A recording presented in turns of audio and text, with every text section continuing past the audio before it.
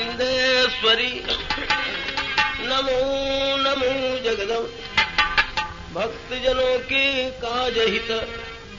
करती नहीं विराम। हे सिद्धि रानी भवानी अंबिका है आर्य उबार्य मुझे सदा है दुष्ट दल की नाशिनी काली खंगवाली कृष्ण कपिला कपाली भवानी सर्वमंगल है सत्य सत प्रकाशिनी हे तारणी वरवारणी है भद्रकाली आपकी चरणों में नमस्कार है हमारे अट्टहासिनी। कृष्ण की बड़ी बहन नंद कुल में जन्म ले महिष का रक्त पीने वाली काली विंध्यवासिनी कात्यायनी महाभागा है चंडी महाकालिका चंडी रूपिण विजया जय न उल्लासिनी मयूर पक्ष ध्वजधारिणी निवानी कलेश को उत्कर्ष सूल खंगंग छटा प्रभासिनी रणप्रिय देवी शकम्भरी है दुर्गे गणेश का कलेश गुरुपाक्ष हरकासिनी कमलवत पद्मवल से अपने भक्तों को उभारी हो कहे रामदेव परी मेरी विंध्यवासिनी।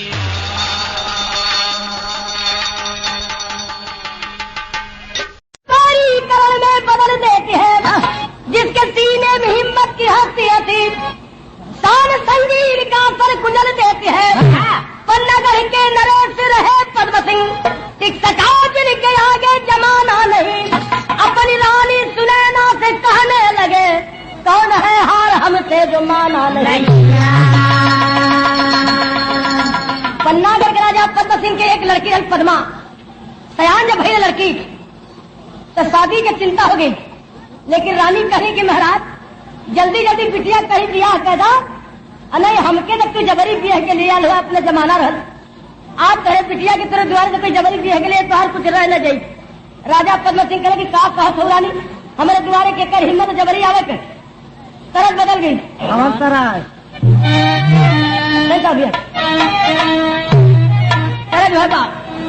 कि अरे तितलियों से कह दो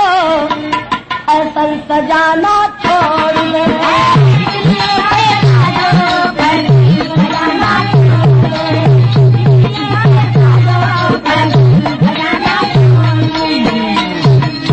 अरे मेरे हिंदुस्तान को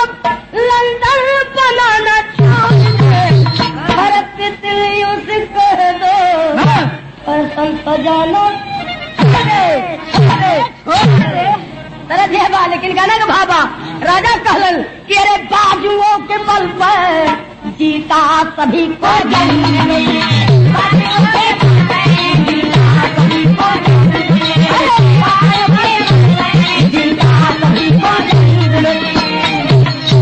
धरती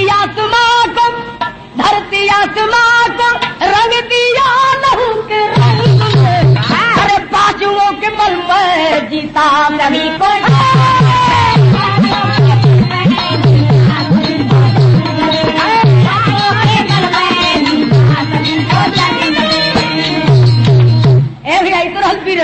लेकिन सिंगार के भावागर लड़कियां रहल कैसन अरे पूनम के चांदनी जैसी बाबा पुलवासी के चंद्रमा जिसे खिलला अरे पूनम के चांदनी जैसी पद्मा भैंस का सयानी कभी निकले एकदम पुरहा जवानी अरे पूनम के चांदनी जैसी पद्मा भैंस का सयानी नैनों की झील झरनों में डुबकी खा रही जवानी बुझ लिया हम बताई ना हरे नैनों की झील झरनों में डुबकी खा रही जवानी जुल्फे लहराती जैसे कैसे सावन की घटा घिरी हो भैया ओकर केस ऐसा रहल मालूम पड़े कि उलट के मुँह पर बदरी घेर ले अरे पूनम के चांदनी जैसी ना अरे जुल्फे लहराती जैसे सावन की घटा घिरी हो संगमरमर से बीती कली आधा से घिरी पड़ी हो। एक चीज बड़ी कठोर बाका कि जग में हर बात के सर पे बेटी का बोझ है भारी घर पर को खोज के ठाकुर शादी की किए तैयारी। ए भैया राजा पद्म सिंह अपने रानी की बात मान के और जाके एक जगह तिलक चढ़ा के दिन भर भर के आ गई और कर साला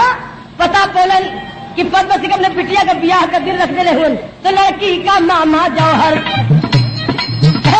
लड़की का मामा जौहर है भी तो प्रतिज्ञा खाना दुश्मनी पुरानी जागी बदला है कहीं लड़की का मामा है लड़की का मामा जाके एक जगह तिलक चढ़ा के वो दिनवा धर दिलन और एक दिनवा दोनों बरतिया आ गई। अब बरतिया जब आ गई राजा करे कि अरे भैया हम तो कहीं बारात में दूसरी बारात कहाँ ले आ गई। लोग कहे कि भाई एक बारात तो हर साला बोले हुआ दुई बारात आई बा और लड़कियां सोचत बा कि हम तो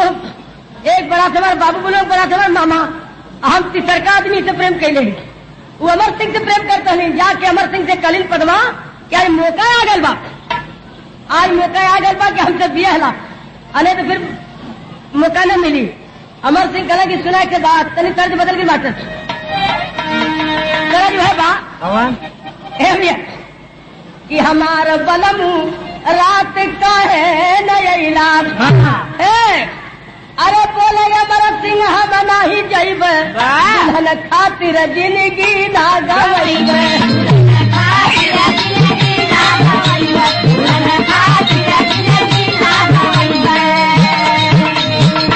सुना दुल्ही बने जिंदगी हम ना दे और लगला पाचे सर्कस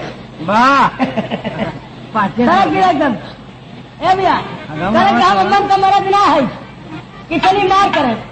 प्रेम से दुल्ही मिला था मिलत अनेक अपन काम देखा अरे जियत रही जब जग में जीवनिया एक नहीं एक लाख मिली है दुल्हनिया एक नहीं एक लाख मिली है दुल्हनिया एक नहीं एक लाख मिली है दुल्हनिया तो मैं काव्य में मजा काम चले कल भी जिंदगी रही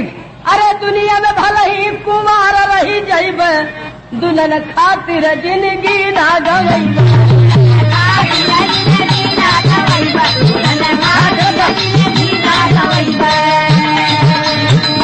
जिंदगी रही तो मेहरारू बहुत मिली हम झगड़ा ना करब दूधू बारात तोरे बदे आई बात और तीसर हम में शामिल हो जाये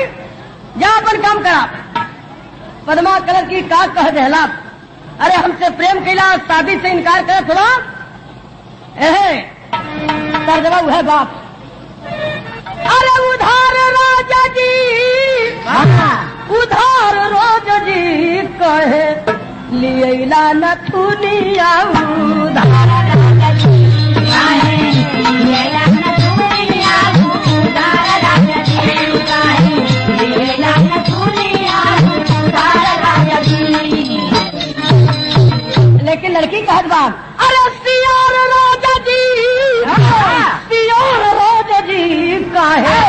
से रहो के हो गई लाठी हो गई लाठी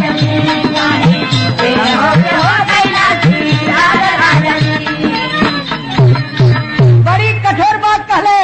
अरे कायल मरद जिंदगानी बदतर मौत से बेपार जिंदगानी बदतर मौत से बेपार जिंदगानी बदतर मौत से कायल मर्द जिंदगानी अब बदतर मौत से बेपानी अरे पानी पर मरल है पानी तोर रोज जी कहे तेरा हो के हो गई लाठी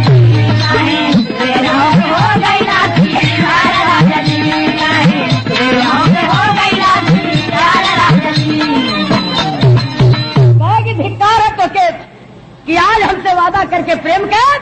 अब ब्याहे से इनकार कर हुआ धिक्कार तो के हम जाते लौट के आई घरे और हर दोनों दुल्हा में ऐलान हो गए ए भैया कि जो जंग में जीतेगा दुल्हा डोला निज घर ले जाएगा लग गई आग वीरता में तब लोहा लोहा टकराएगा वह ऐलान हो गया दोनों दुल्हा में जे जीती दूधू जने आ रही जे जीती वह दुल्ही ले गई अरे अमर सिंह को गलत क्या लड़की तो बड़ी कठोर बात कहलत अरे पिजड़े में कैद हो सिंह भले पर जुनू कैद नहीं हो सकता और तलवार की मार भले सहले पर मर्द बात नहीं कर सकता होकर के प्रज्वलित चिंगारी मौके पर भीतर ज्वार जली अब पद्मा के बाद बनबान चुभी जिंदगी मौत के घाट चली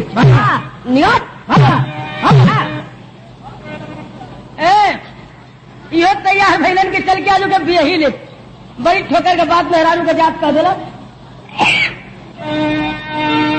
अरे पानी पर पानी वाला चल दिया, और पानी पर पानी वाला चल दिया। अरे तीर तलवार सजा के सेना पर अच्छी भाला, तीर तलवार सजा के सेना पर अच्छी भाला, पानी पर पानी वाला चल दिया। तीर तलवार सजा के सेना पर अच्छी भाला, पानी पर पानी वाला चल दिया। तीर तलवार सजा के सेना पर अच्छी भाला, पानी पर पानी वाला चल दिया। तैयार भैलन और राजा पद्म सिंह को चलन जो ने दुल्हा के हम बोले वही के जिता दे चल के, और जवाहर अपने जने के बोले वो के कल के जिता दे तार बहरी दूर से हो गए। तैयार जब मैदान में दोनों आमने सामने भैलन तब पद्म सिंह अपने सार से कहलन, कैला बड़ी धोखा लेकिन कैसे कहलन। अब तरह यह था ये हमारा निजी रिसर्च कल बात कि बीड़ी पी के धुआं उड़ावलू 12 बीड़ी हाँ पान खाया मुँह लाल जमाना तो बीड़ी पी के धुआं उड़ावलू पान खाया मुँह लाल जमाना तो हरे बात। अरे अगल बगल में अगल बगल में खोकर रुमाल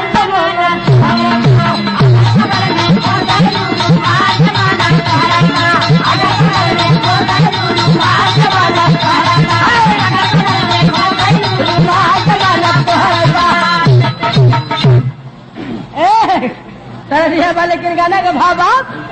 के पद्म सिंह तब कहन लगे जौहर सिंह से ललकार सारा बहनोई से अपन दुश्मन कैला धोखे कर मारे सारा बहनोई से।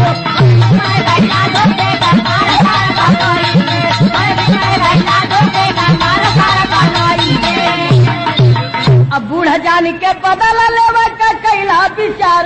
सारा बहनोई से और समर बीच लड़के पैमाना पार सारा बहनोई से।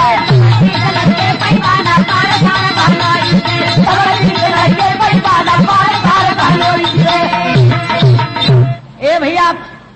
पद्म सिंह कहले कि घबराइया जी ना तो के दिखा दे मजा। अब कह के भाला चलाई दहलन, अब हर जौहर भी भाला चला दहलन। उनकर भाला उनके और उनकर भाला उनके दुनिया संग ही गिर गिलन। तब पद्म सिंह के बोलावल दुल्हा कहलक कि जो हमके बोलौला जब वह मर गए तो हमारे बिया का वही भगल जल्दी से। जो सरकार कहलक जब भागी गए तो हम विजयी हो गए, हमारे काम बन गए और लगल विजयी झंडा उड़ावे। और तबले अमर सिंह ललकार पहुंचल रहे, कहला कि भाई झंडा मत उड़ाओ भाई हम बाकी है। पद्म सिंह का बुलाओ दुल्हा भाग गए, लेकिन दुल्ही हमके बोलौले तनी रह जा। अब भाई दुल्ही ले जाए ना पैबा कहे का अरे कहे अमर सिंह लहू का रंग उड़ेगा तेगा चमकल बा और मर्द मुकाबिल कमन जो याद तड़ेगा तेगा चमकल बा।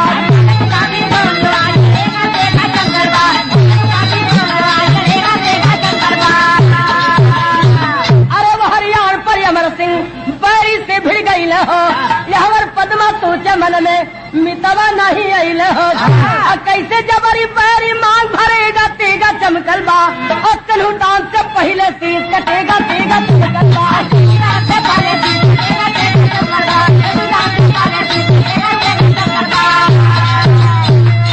लड़कियां सोचलस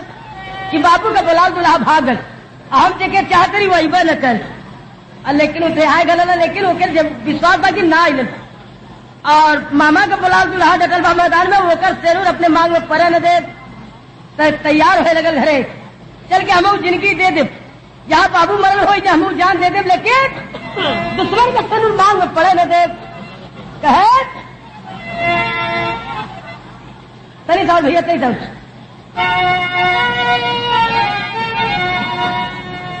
लड़कियां सोचे तो बड़ी मार के बाद कि अरे तन के हारल हारल होले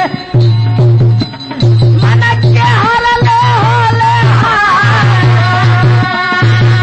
अरे जिया जे कर लुट जाए पानी जीवन के रीता अचली सिंहनी कर कमर में होके घोड़े जवने हाथ में हदिया काजल वही हाथ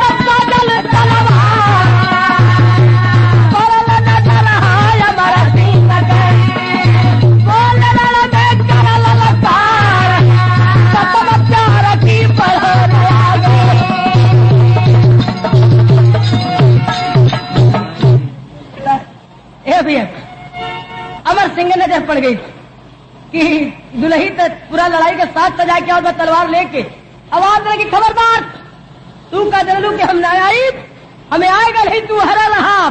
कहलन कि अरे जैसे सोए दिन के जगउलू मौका पर तोहरे पतिये पर हमें आ नहीं।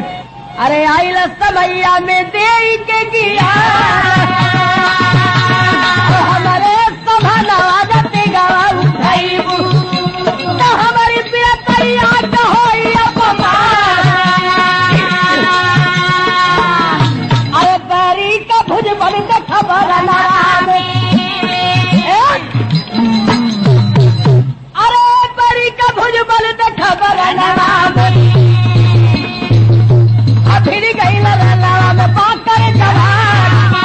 अभी गई पता कवाया महाराज का सदमा के खैला लत छनुला साली खुशी हाली में बजावत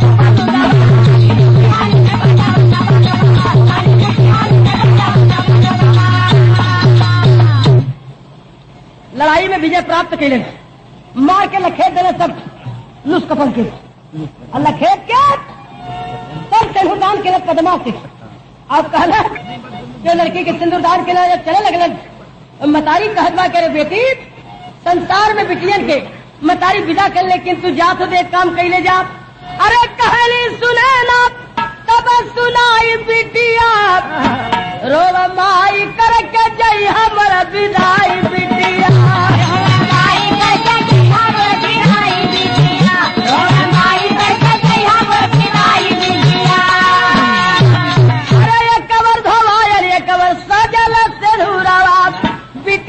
खातिर हम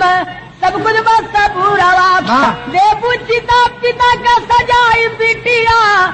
रोवा माई करके जई हमर विदाई बिटिया। अरे करी नहीं तारे जग में विधि का लिखनिया अब सती भैनी माई बेटी देहनी अग्निया। अरे अंतिम नाता जन्म का निभाई बिटिया रोवा माई करके जई हमर विदाई बिटिया।